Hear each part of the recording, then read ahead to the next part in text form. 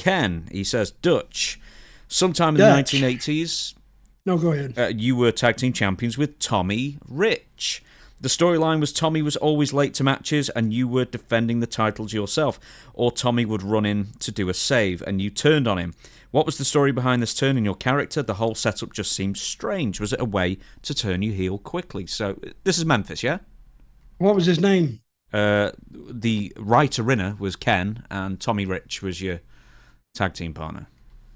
Well, Ken, the angle was designed that way because we would go to the ring and Tommy wasn't there. Because we told him to explicitly come to the matches at 8:30. So no fans would be hanging around seeing Tommy go in.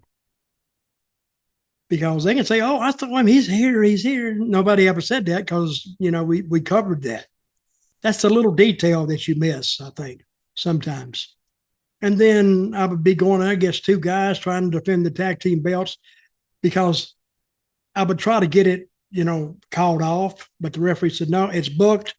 You either defend it by yourself or you hand them the title. So I had no choice. So I was fighting for two of us. And we did that for like 2 weeks. And he would always show up, but he was always late. And about the second time he did that, well, I'd been tired. I got tired of that crap. So I beat the crap out of him. So it's not that I beat him up for no reason or attacked him for no reason. I attacked him for not being on time.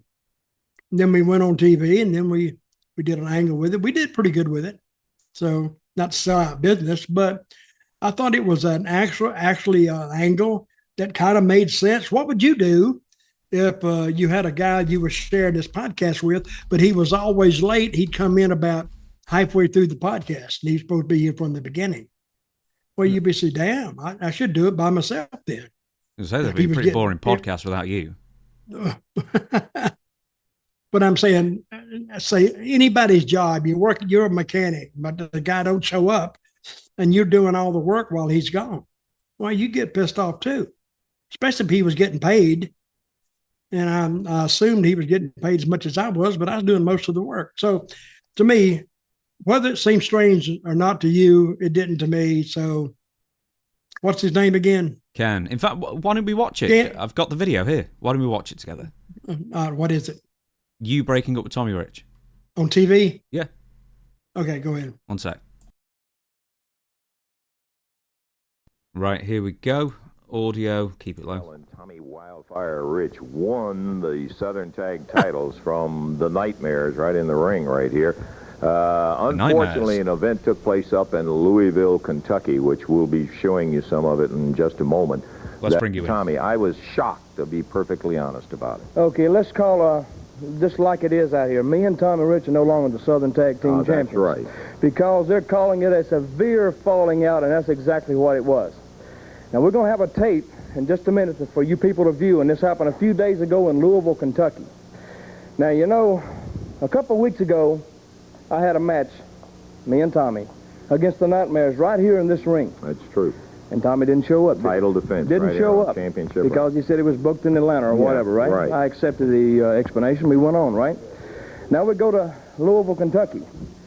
And the Nightmares are still wanting a match, and we got another match with them. I think it's important to say that Dutch went ahead and fought the bout, and because of a disqualification, I'm not quite seeing how you're the heel in this situation. Yeah, but I did it myself. I did it by myself. Now, we go to Louisville, Kentucky, right? And I'm sitting in the dressing room, right?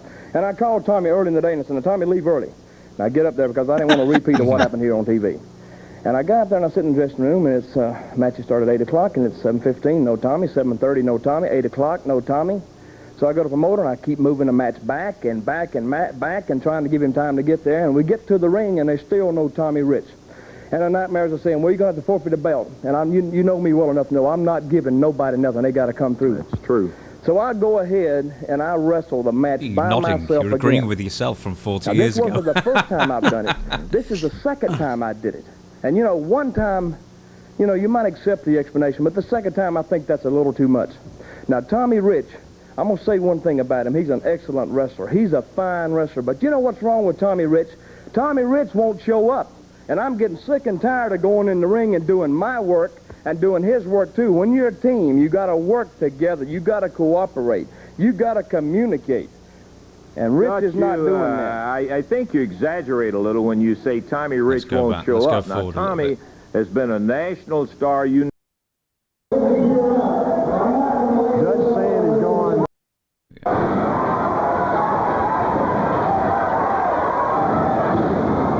Touchdown again. I don't know if this is where it happens. Bear with us, everyone, audio fans. This is you attacking Tommy. Hang on. Go after both of them for 10 minutes and 40 seconds. He took a pounded. So Tommy Rich is still there in double denim, picking up Dutch, raising your hand. Watch exactly what happens right here. Oh, he hugged me. See? I gave you the belt. And I smashed the hell of it over his head. Good. If that was Cody Rhodes, he would have lost the world title. Oh, yeah.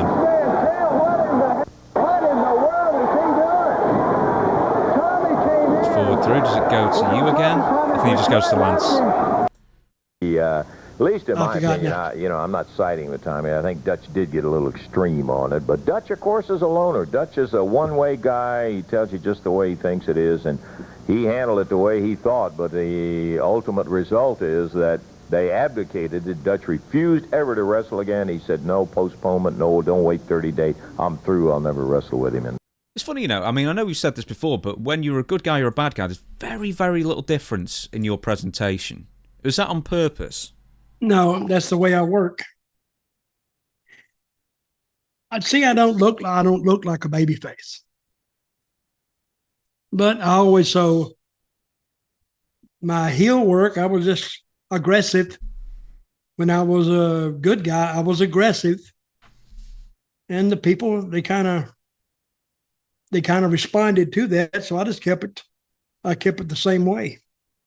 See, if I'm a heel and I go out there and all of a sudden I'm babyface and I'm laying around selling people, well, that's not my gimmick. That's not my style. And the people, they catch on to it quick. So if they're going to stop me, they're going to have to cheat. They're going to have to pull out the dirty tricks and get me down, double team me, and people can buy into that. So did I tell you what and I heard Cornette do this other day. What is wrestling? Did I ever tell you this about two guys walking down the street? Maybe. Tell me. You're walking down the street, and all of a sudden you come to the street corner, and it says walk or don't walk. But then you look down the street here, and there's two guys in a fight. Now, you don't have to know who these two guys are, but you go, wow, fight's about to happen. So you will stop and see what's going to happen till it's over with. And, usually street fights don't take very long to get over with.